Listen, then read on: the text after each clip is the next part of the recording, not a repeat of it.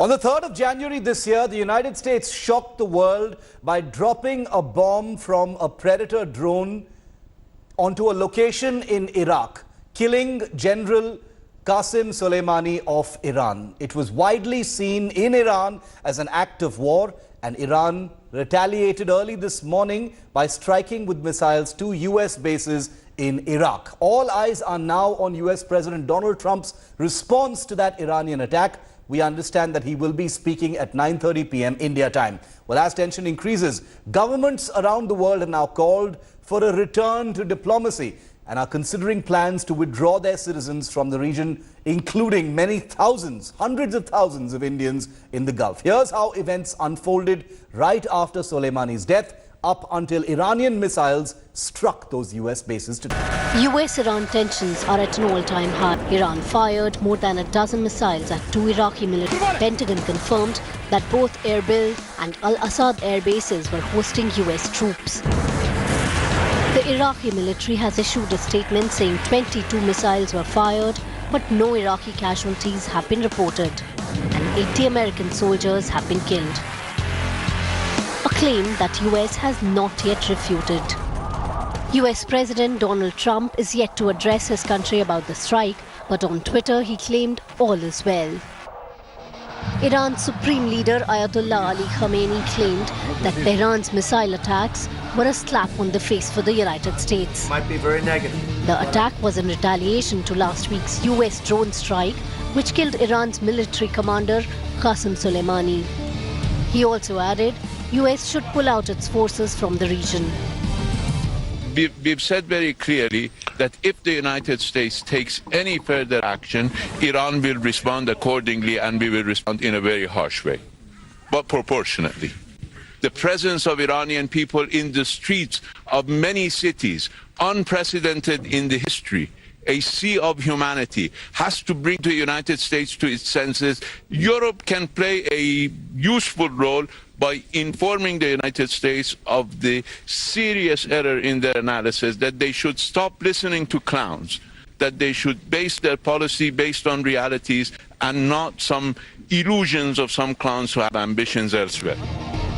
US President Donald Trump had earlier threatened to hit 52 Iranian sites if Iran attacked US citizens or its assets. And likewise, we're prepared to attack if we have to.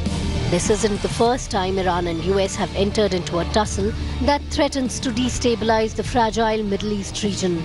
But this time, experts warn, any action in Iran could have devastating impact globally as well as in India. Minutes after the attack on the air bases, oil prices spiked across the globe.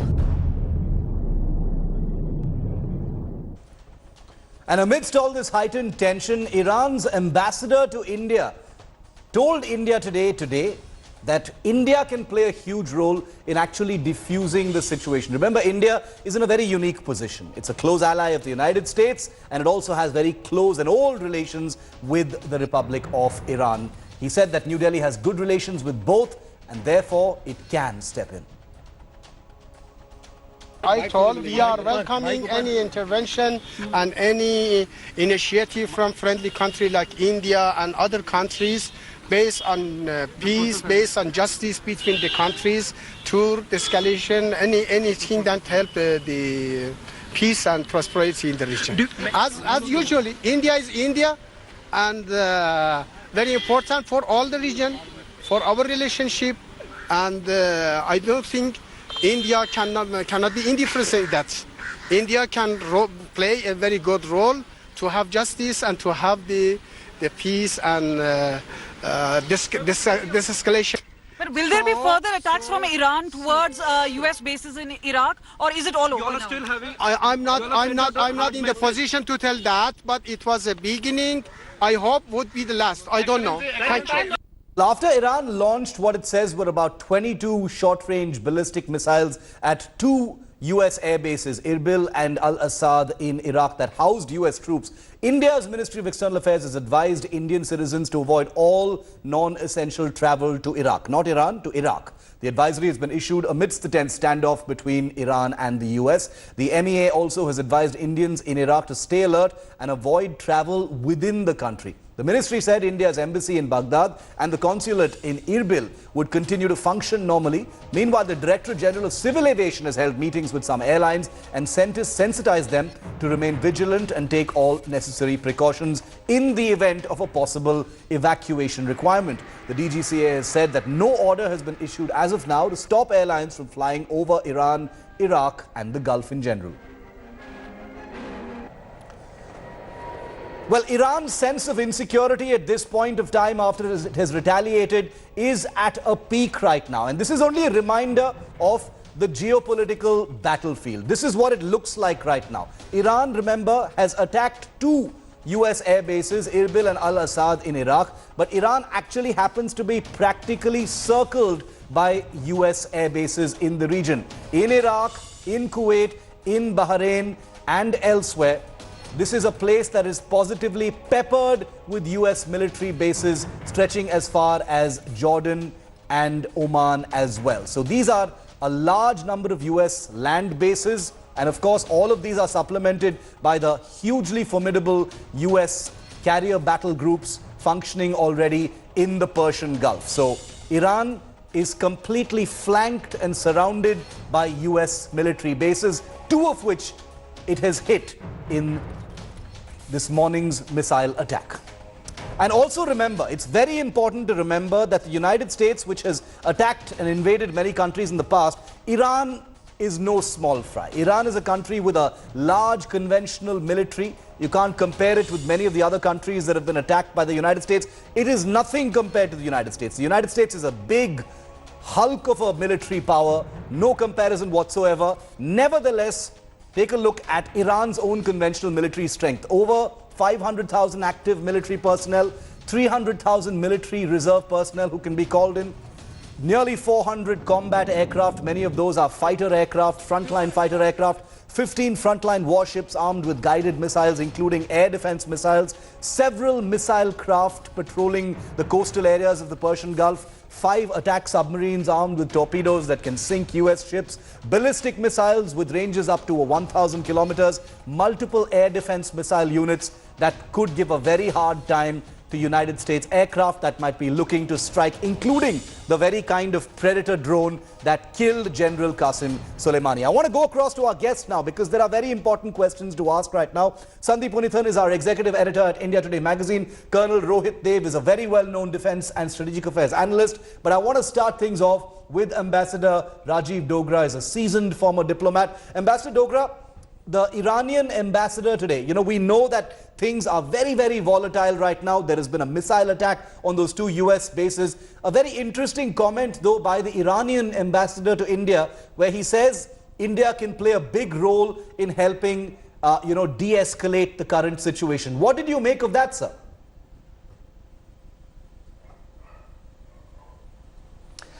Well, Iran is one of the oldest civilizations in the world, and that is playing out in the statements coming out of Iran, as well as the ambassador, as you mentioned. What they are doing is that, unlike Iraq of the first Gulf War, where their ministers were making blunt statements, they are doing it at differentiated level with great nuances. The Iranian ambassador is replicating what his foreign minister was saying, that we've done what we needed to do, and now we would like things to calm down. Whereas their supreme leader, Khamenei, addressing his domestic audience, was saying that this is just a slap in the face, and we are ready for more. In response, the president of USA was replicating something out of an Indian film by saying all is well. Now, in any conflict situation, it is very difficult to make out what is the fact and what is propaganda. Whether Iranian missiles have actually hit and killed 80 people as Iran is claiming, especially the death toll, or all is well with American lives and Iraqi lives as Trump is claiming. But the fact is that the principal question you have asked is whether it is only India or other countries as well who want to play an active role in diffusing the situation. I think in a situation like this, which is extremely tricky and dangerous, every country's role would be welcome by Iran and possibly America also, The ambassador had also mentioned about EU's role, and so had the foreign minister. Right. So India and Pakistan ever ready to jump into anything. They've already said that also, which yeah. gives them publicity. I want to just jump onto the topic of whether, with the possibility of hostilities, de-escalating at this time. Colonel Rohit Dev, I want to bring you in on this. Hundreds of thousands of Indians in that region, many in Iran as well, calling upon India to actually step in and try and help de-escalate the situation. India in a unique position right now as well. In your view, considering where things are at now, do you think things could escalate or will they de-escalate now? Shiv, very small point what the ambassador alluded to initially. The talk by the Iranian ambassador also had a word which probably we all have missed. And he said it in a very hasty manner that India can't have an indifference. If you play your tapes again, that's a small cautionary which we need to go by with. And having said that, the longevity of this escalation is now no more in the hands of the Iranians. They have played their cards. The New York Times, as we speak, has flashed a newspaper to Trump in the morning, and I'm quite sure Trump has not slept well this night.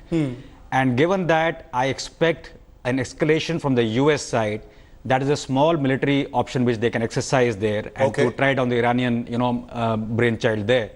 But the larger point is, I don't see the Iranians letting off this case. In the years to come and the days to come, you will have small attacks. Subconventional on different countries' soil, on US citizens, on which is actually much more dangerous. As well as I will say that even on cruise ships where the US people do more of tourism, you may have attacks there also.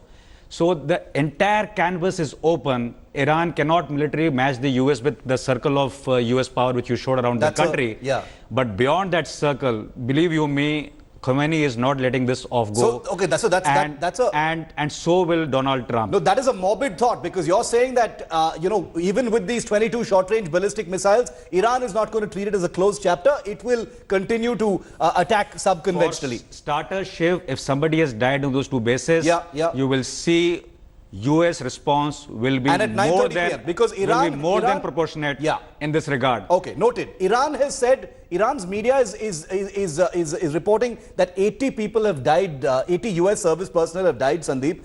That has not been confirmed, either on the ground in Iraq or by the United States. In about less than an hour from now, the US president will be speaking, where he's expected to provide a perspective. What do you think is going to happen, Sandeep? It's an election year. This is an impulsive, temperamental US president who's been known to take things out of gear without informing even his own staff. What's on Trump's plate right now?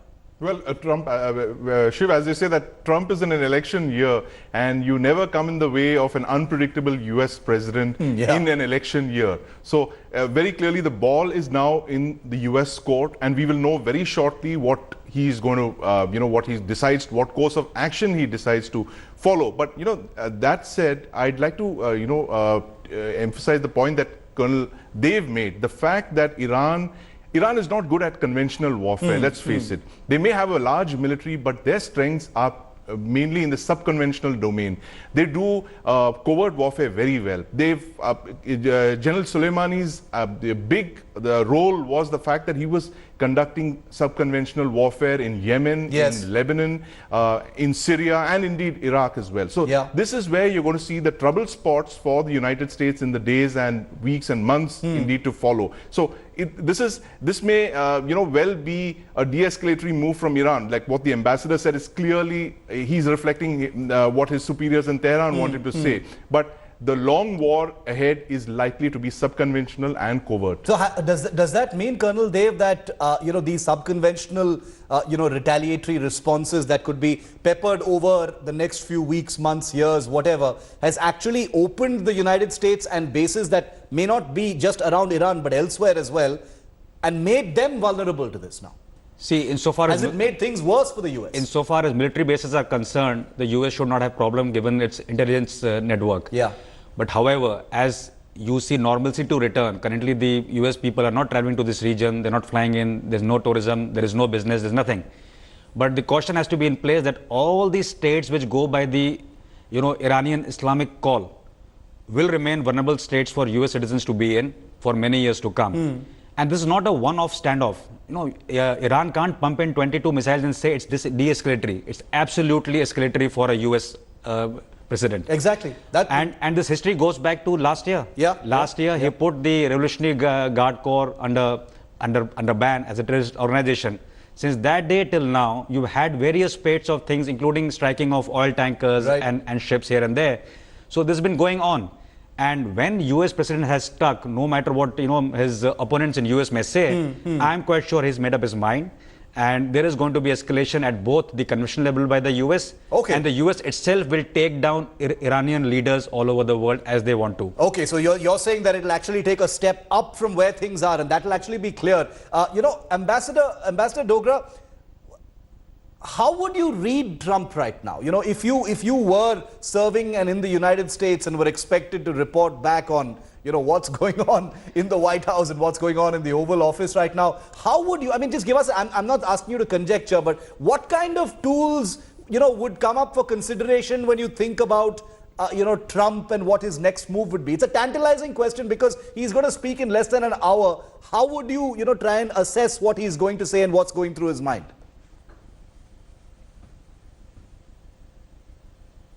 Well, every major strategic expert in USA is bemoaning the fact that Trump is the president of America at the moment. So he's unpredictable, his business instincts are very sharp, and he thinks that the only way he can deflect attention from his impeachment process and from get some brownie points for his presidential bid is by knocking Iran with a couple of missiles. That is his basic instinct. But I think he's made a very wrong move by taking out someone who was as important as the gentleman who's been killed.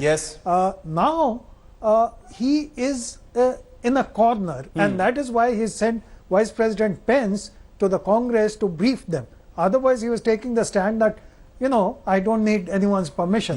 But obviously, things have either gone wrong or they anticipate they could go wrong further.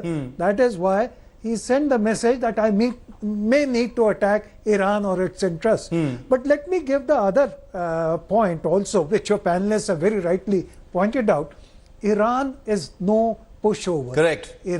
USA should remember 1982 when Iran reached out to its embassy in Lebanon and 380 US nationals and local nationals were killed. Iran has also stuck at USS Cole. Iran has also downed what America considered was an unputdownable drone a couple of months back. So Iran's capabilities should not be minimized or listened. But let's hope, as every right-thinking man in the world is saying, except Trump, that let's hope this situation does not escalate. Sandeep, otherwise, no one knows. Sandeep, how worried should India be right now? From the large population that India has living in the Gulf right now, including in Iran, to remittances, to people studying there, to our dependence on Iran for oil. How worried should India be right now? Well, extremely worried, Shiv. Given the fact that 80% of India's energy comes from the region that is currently on the edge right now. And also the fact that, the memories of what happened during the first Gulf War of 1991, when we had this very huge airlift of Indian nationals from Kuwait and Iraq, that's still fresh in our memories.